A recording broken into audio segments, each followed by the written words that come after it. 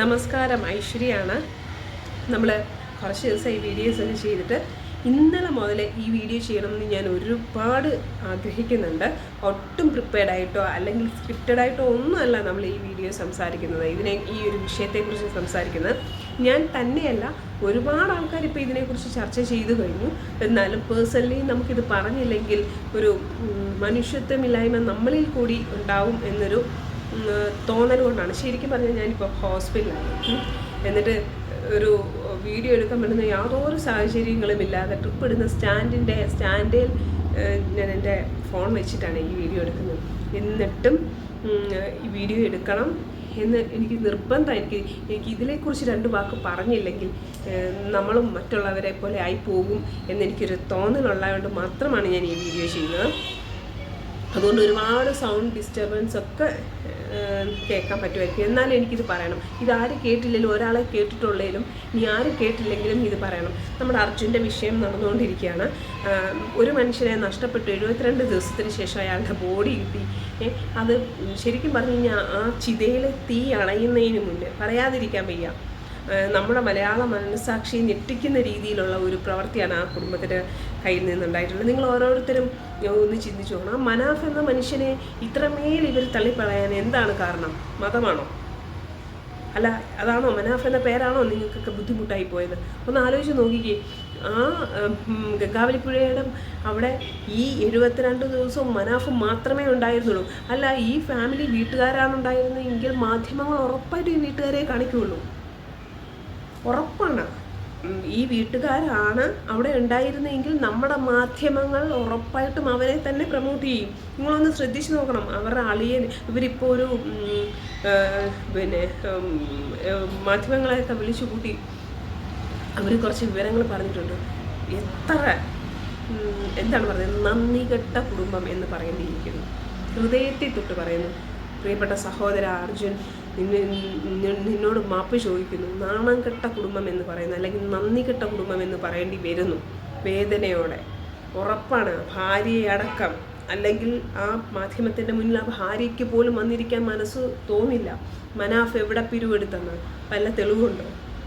നമ്മുടെ നാട്ടിൽ ഇപ്പോൾ എന്തെങ്കിലും ഇത് ചെയ്തിട്ടുണ്ടെങ്കിൽ പൊക്കാൻ മാധ്യമങ്ങൾ കണ്ണും മുളപ്പിച്ചിരിക്കുകയാണ്. അയാൾ ഒരു പിരിവെടുത്തിട്ടില്ല. ഇവിടെ സംഭവിച്ചത് വേറൊന്നുമല്ല.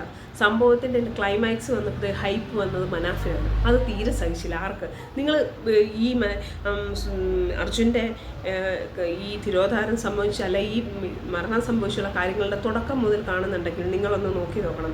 അർജുനെയൊക്കെ നഷ്ടപ്പെട്ടതിൻ്റെ 2ാമത്തെ ദിവസം സ്വന്തം സഹോദരിയുടെ വീഡിയോയിൽ അന്ന് എനിക്ക് ഈ അർജുനെ ഇതിനെക്കുറിച്ച് ഒന്നും അറിയാത്തപ്പോൾ തന്നെ ഞാൻ പറഞ്ഞിട്ടുണ്ട്, അവർക്കൊരു ഫീലിങ്സും ഇല്ലാത്ത രീതിയിലാണ്. അതായത് സങ്കടം കൊണ്ടില്ലെന്നല്ല, അവരൊക്കെ അതിൽ ഒരു ഭയങ്കര ബോൾഡായിട്ട് നിൽക്കുന്നു. ബോൾഡാവണം, അല്ലെന്നല്ല ഞാൻ പറയുന്നത്.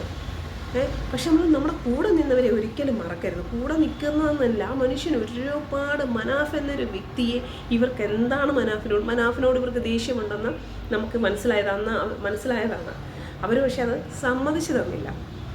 പറയാൻ മനാഫിൻ്റെ പേരെന്തുകൊണ്ട് പറഞ്ഞില്ല എന്ന് മാധ്യമങ്ങൾ ചോദിച്ചപ്പോൾ അവരുടെ ഒരു വിഷമത്തിൽ വിട്ടുപോയതാണ്. ഇതൊന്നുമല്ല സുഹൃത്തുക്കളെ, ഇതൊന്നുമല്ല അതിൻ്റെ കാരണം.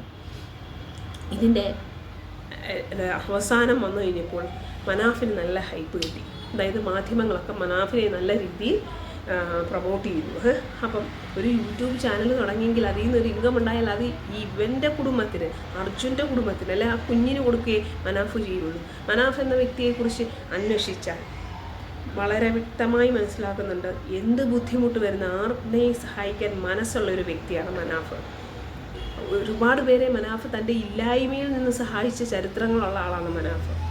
പിന്നെ 75,000 രൂപയാണ് അർജുൻ വാങ്ങിച്ച ഏറ്റവും കുറഞ്ഞ ശമ്പളം എന്നറിഞ്ഞത് ഇവർക്ക് വിഷമമായിരുന്നു. ഇവർക്ക് ആരുടെയും ഒന്നും വേണ്ട. എന്നാൽ സർക്കാർ കൊടുത്തിട്ടുള്ള പൈസയൊക്കെ തിരിച്ചു കൊടുക്കട്ടെ. ഇത്ര ദുരഭിമാനികളാണെങ്കിൽ അവർ തിരിച്ചു കൊടുക്കട്ടെ. കൊടുത്ത ജോലി വേണ്ടാന്ന് നോക്കട്ടെ. അവർക്കറിയാം ജീവിക്കാൻ എന്ന് പറയുന്നത്. ഇതിനകത്ത് മനാഫിൻ്റെ ഭാഗത്ത് എന്ത് തെറ്റാണ് സുഹൃത്തുക്കളെ? നിങ്ങളൊന്ന് ആലോചിച്ച് നോക്കിക്കും. ആ മനുഷ്യൻ എന്താണ്, അയാൾ എന്തുമാത്രം കഷ്ടപ്പെട്ടു അവിടെ നിന്ന്. ഇവർക്ക് ഈ അർജുന് വേണ്ടി, അർജുനെ കിട്ടാൻ വേണ്ടിയിട്ട് ശരിക്കും അയാളുടെ ഹൃദയത്തിൽ ഒരിക്കലും അതൊരു അഭിനയമൊന്നുമല്ല. അയാൾ ഒരിക്കലും പിന്നെ എന്താണ് ഇവർക്ക് അയാളോടുള്ളത്? ഈ മെയിൻ പ്രശ്നം ഒരു പെങ്ങളുണ്ട്. ആ പെങ്ങളുടെ ഭർത്താവിനെയാണ് ആ പെങ്ങൾ പ്രൊമോട്ട് ചെയ്ത് പറഞ്ഞുകൊണ്ടിരുന്നത്. അതവിടെ നടന്നില്ല. അവിടെ അർജുൻ്റെ ഈ വിഷയത്തിൽ മനാഫിനാണ് ഇതുണ്ടായത്. ആ ഒരു വൈരാഗ്യം തീർക്കുകയാണ് ഇവർ. ഇപ്പം ഇവരിപ്പോൾ ആൾക്കാർ മാധ്യമങ്ങളെ വിളിച്ചു കൂട്ടി നടത്തിയ ഈ ഒരു നാടകം കൊണ്ട് ഒന്നും കൂടി ഇവർ സ്വന്തമായിട്ട് ഇവരുടെ വില ഇടിഞ്ഞു പോവുകയും മനാഫിൻ്റെ ആ യൂട്യൂബ് ചാനൽ നല്ല രീതിയിൽ ക്ലിക്കാവുകയും ചെയ്യും. സത്യം പറഞ്ഞാൽ ഞാൻ ഇവർ പറഞ്ഞപ്പോൾ അങ്ങേർക്ക് ആ യൂട്യൂബ് ചാനലുണ്ടെന്നും സബ്സ്ക്രൈബ് ചെയ്തതും. ഈശ്വർ മാൽപ്പെ, ആ മനുഷ്യരെയൊക്കെ മറക്കാവോ? മനാഫ് അദ്ദേഹം കൂടെ ചേർന്ന് കളിച്ച ഡ്രാമയാണെന്നാണ് പറയുന്നത്. ഈശ്വർ മാൽപ്പയൊക്കെ മറന്നു കഴിഞ്ഞാൽ ഈശ്വരനെ മറക്കുന്നതിലാണ്. ആ മനുഷ്യനൊക്കെ അന്ന് നിങ്ങൾക്ക് ഓർമ്മയുണ്ടോ? സർക്കാർ ഇറങ്ങരുത്, അപകടം ഉണ്ടാവുമെന്ന് പറഞ്ഞിടത്തേക്ക് കുഴപ്പമില്ല എന്നും പറഞ്ഞിട്ട് എടുത്ത് ചാടുന്നത് നിങ്ങളും ഞാനും ഒക്കെ മാധ്യമങ്ങളിൽ കണ്ടതാണല്ലേ. ഈ നന്ദി കെട്ട ആൾക്കാർ അതെല്ലാം മറന്നു പോയപ്പോൾ ഇവരെയൊക്കെ ഏത് ഗണത്തിലാണ് പെടുത്തേണ്ടത്? ഒരു പക്ഷേ ഞാൻ എൻ്റെ വീട്ടിൽ എൻ്റെ അച്ഛനോട് ചോദിച്ചൊരു കാര്യമാണ്, ഞാൻ എൻ്റെ വീട്ടിൽ ഫാമിലിയോട് ഞാൻ ചോദിച്ചൊരു കാര്യമാണ്, ഇത്രയും മഹാഭാവിയാണോ ഈ അർജുൻ? പാവം എന്ത് തെറ്റാണ് ഈ ചെറിയ പ്രായത്തിൽ ചെയ്തിട്ടാണ്. അപ്പോൾ എന്നോട് പറഞ്ഞ് അങ്ങനെയുണ്ട് നമ്മുടെ വയനാട്ടിൽ അത്രയും കൊച്ചുകൂടി കുഞ്ഞുങ്ങൾ ഗർഭപാത്രത്തിൽ ഭ്രൂണം വരെ ഇത് ഒരു ഗർഭപാത്രം കിട്ടിയപ്പോൾ അതിനകത്തൊരു മരിച്ച കുഞ്ഞുണ്ടായിരുന്നു എന്ന് പറഞ്ഞു. അപ്പോൾ അതിന് വരെ പറ്റിയില്ലേ?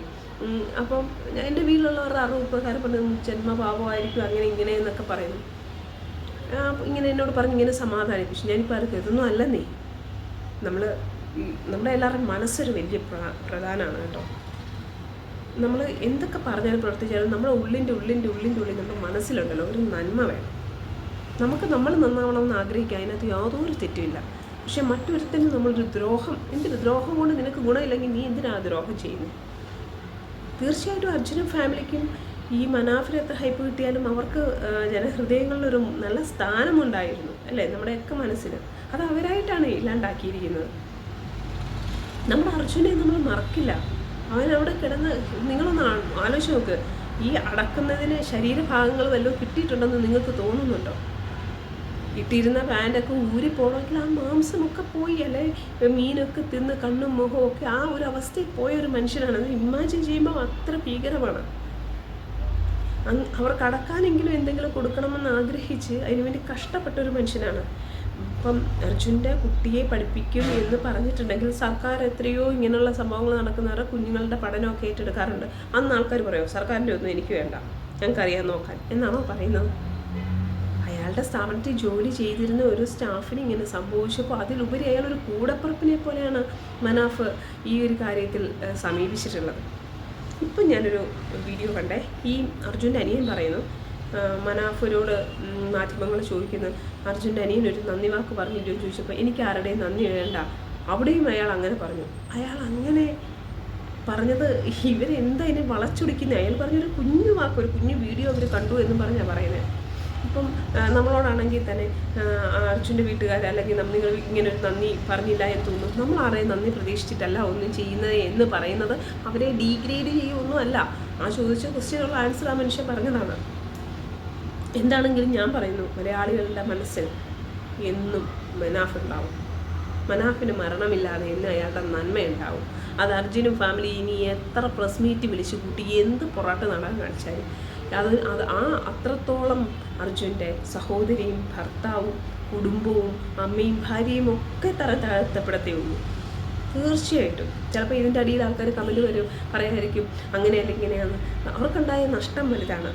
ആ നഷ്ടത്തിൽ നിൽക്കുന്ന അവർക്ക് ഈ പൈസയുടെ കണക്കൊക്കെ എങ്ങനെ പറയാൻ പറ്റുന്നു? നിങ്ങളൊന്ന് ആലോചിച്ച് നോക്ക്. നമ്മുടെ കുടുംബത്തിലെ നമ്മുടെ ഭർത്താവോ മകനോ സഹോദരനോ ഒക്കെ പോയി നിൽക്കുമ്പം നിങ്ങൾക്കാണെങ്കിൽ ഇങ്ങനെ പറ്റുമോ? പറ്റത്തില്ല, ഒരിക്കലും പറ്റത്തില്ല. അപ്പോൾ ഇവരുടെയൊക്കെ മനസ്സെന്താണെന്ന് ആലോചിക്കും. ഈ 72 ദിവസം കൊണ്ട് സംഭവിച്ചത് എന്താണെന്നറിയാം. ഇവരൊക്കെ അർജുൻ പോയി എന്ന് മാനസികമായിട്ട് അതിന് പ്രിപ്പയർഡായി. പിന്നെ എങ്ങനെ അവർക്ക് സാമ്പത്തികം മാത്രമാണ് നോട്ടം, സാമ്പത്തികത്തിന് മാത്രം മുൻതൂക്കം നൽകുന്ന ഒരു കുടുംബമാണെന്ന് കണ്ണടച്ച് പറയേണ്ടിയിരിക്കുന്നു. ഇനിയും എന്ത് വന്നാലും മനാഫിൻ്റെ രോമത്തെ പോലും അത് ബാധിക്കുമെന്ന് എനിക്ക് തോന്നുന്നില്ല. പിന്നെ ഞാൻ ആലോചിക്കുകയാണ്, ഈ ജാതി മത വ്യത്യാസങ്ങളൊന്നും നമ്മുടെ നാട്ടിലില്ല അല്ലേ. നമുക്കൊരാപത്ത് വരുമ്പം ഞാനൊരു വീഡിയോ ചെയ്തിട്ടുണ്ടായിരുന്നു, ഞാൻ അതിൽ കഴിഞ്ഞിട്ടുണ്ട്. അർജുൻ എന്ന ഹിന്ദുവിന് വയ്യാതെ വന്ന ഈ അപകടം പറ്റിയപ്പോൾ മനാഫ് എന്ന മുസ്ലിം അവിടെ ഉണ്ട്. അവിടെ ജാതി മതം ഒന്നുമില്ല അയാൾക്ക്. ഞാൻ ചോദിച്ചോട്ടെ, ഈ മനാഫിനൊരു ഹിന്ദുവിനെ ജോലിക്ക് ഒരു മുസ്ലിമിനെ ജോലിക്ക് വെച്ചാൽ പോരായിരുന്നു? അങ്ങനെയാണെങ്കിൽ അങ്ങനെ ആയിരുന്നെങ്കിൽ മനാഫിന് തൻ്റെ സ്ഥാപനത്തിൽ ഇത്രയും ശമ്പളമൊക്കെ കൊടുക്കുന്ന ഒരു മുസ്ലിം കുട്ടികളില്ലേ, അവരെ വെച്ചാൽ പോരായിരുന്നു. അപ്പോൾ അങ്ങനെ പറയരുത്. അവിടെ ജാതി മതം, അയാൾ ജാതി മതം ഒന്നും നോക്കിയിട്ടല്ല. അല്ല, നിങ്ങളിൽ ആർക്കെങ്കിലും ജാതിയുടെയും മതത്തിൻ്റെ പേരിൽ ആൾക്കാരെ ഭിന്നിപ്പിക്കണമെന്നുണ്ടെങ്കിൽ ഒരു പക്ഷേ അതായിരിക്കാം എൻ്റെ പിന്നിൽ. പക്ഷേ മനാഫ് അതൊന്നും കണ്ടിട്ടില്ല. മനാഫ് എന്ന വ്യക്തിയെ ഞാൻ കണ്ടിട്ടില്ല. മനാഫ് എൻ്റെ ആരുമല്ല. പക്ഷേ ഇന്ന് മനാഫ് എന്നൊരു വ്യക്തി, ഒരു സഹോദരൻ എന്ന നിലയിൽ മലയാളികളുടെ ഓരോരുത്തരുടെയും നല്ല മനസ്സുള്ളവരുടെ മനസ്സിലുണ്ട്.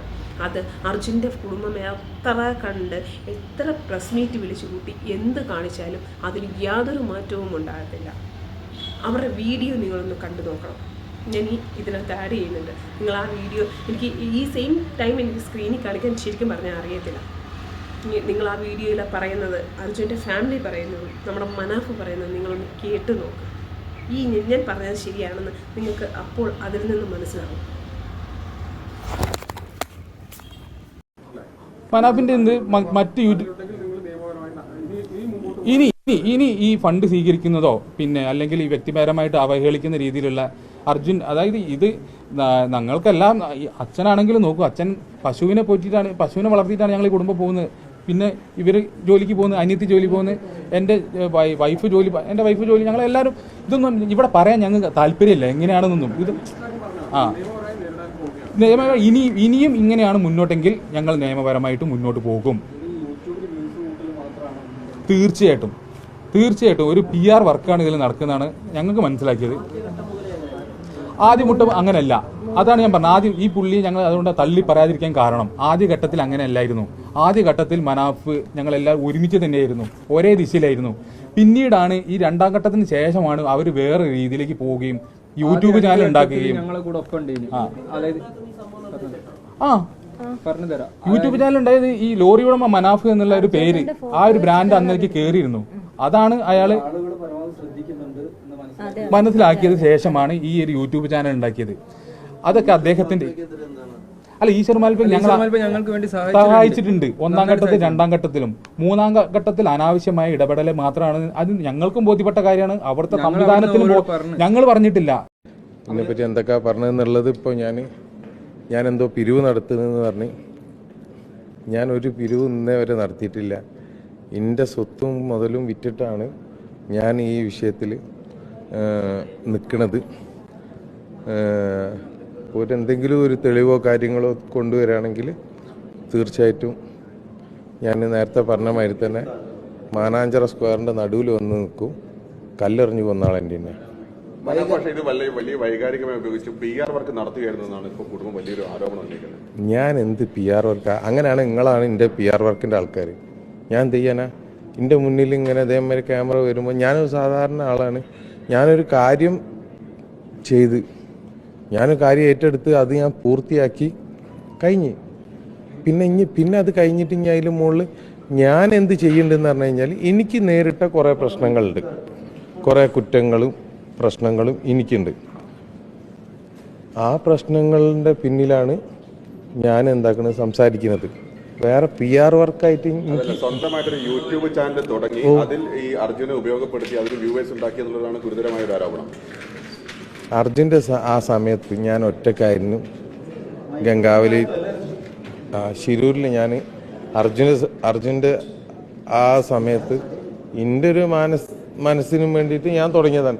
ഓക്കെ, ഞാൻ അങ്ങനെ ഒരു യൂട്യൂബ് ചാനൽ തുടങ്ങി. അതിലിപ്പോൾ എന്താ തെറ്റുള്ളത്?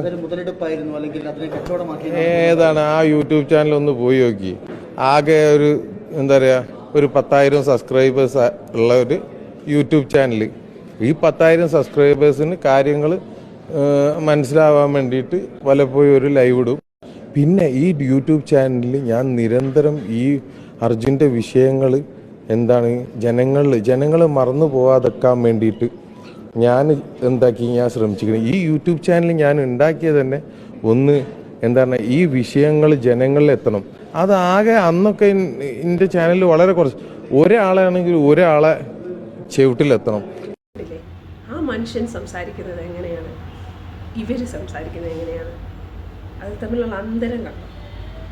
പറഞ്ഞിട്ട് കാര്യമില്ല, ഒരിക്കലും പറഞ്ഞിട്ട് കാര്യമില്ല. ഇവരൊക്കെ സമൂഹത്തിന് എന്താണ് നൽകുന്നതെന്ന് എനിക്കറിയത്തില്ല. നാളെ ഇങ്ങനൊരു ബുദ്ധിമുട്ടുണ്ടായാൽ സഹായിക്കാൻ മനസ്സുള്ളവർക്ക് ഇറങ്ങിത്തിരിക്കാൻ പോലും തോന്നാത്ത രീതി ഇവരെ പോലെയുള്ള ആൾക്കാർ ആക്കി തീർന്നു. ഒന്ന് നമുക്ക് ഉറപ്പാണ്, അവർക്ക് ആവശ്യം സാമ്പത്തികം മാത്രമാണ്. അർജുൻ, നീ പോലും ഇന്ന് അവരുടെ മനസ്സിലില്ല. അവർ നിന്നെ വെച്ച് മാർക്കറ്റ് ചെയ്യുന്നതിനെ കുറിച്ചാണ് ചിന്തിക്കുന്നത് എന്ന് ഹൃദയത്തിൽ തൊട്ട് പറയാൻ കഴിയും. അല്ലെങ്കിൽ മനാഫിൻ്റെ യൂട്യൂബ് ചാനലിന് എന്താ ഇപ്പോൾ കുഴപ്പം? ഈ യൂട്യൂബ് ചാനൽ തുടങ്ങിയ ഉടനെ കോടികൾ അതിൽ നിന്ന് കിട്ടുക. മനാഫിൻ്റെ യൂട്യൂബ് ചാനലാണ് അവരുടെ ദുഃഖം. മനാഫാണ് അവരുടെ ദുഃഖം. മനാഫിന് മാധ്യമങ്ങൾ കൊടുത്ത ഹൈപ്പാണ് അവരുടെ ദുഃഖം. മനാഫിന് PR വർക്ക് ഉണ്ടെന്ന്. മനാഫിന് PR വർക്ക്. പിന്നെ അങ്ങേരെന്താണെന്നറിയാം, സൂപ്പർ സ്റ്റാർ അല്ലേ PR വർക്ക്. നാണം ഉണ്ടോ അവർക്ക്? ഇപ്പോഴും നല്ല മനസ്സോടുകൂടി തന്നെ ഞാൻ അങ്ങ് പറയുക, നന്ദി കെട്ട വർഗം. യാതൊരു സംശയവും. നിങ്ങൾക്കും അങ്ങനെ തോന്നിയില്ലേ? ഇങ്ങനെയെങ്കിലും നമ്മൾ പ്രതികരിച്ചില്ലെങ്കിൽ നമ്മളൊക്കെ വെറും പൊട്ടന്മാരായിരിക്കും.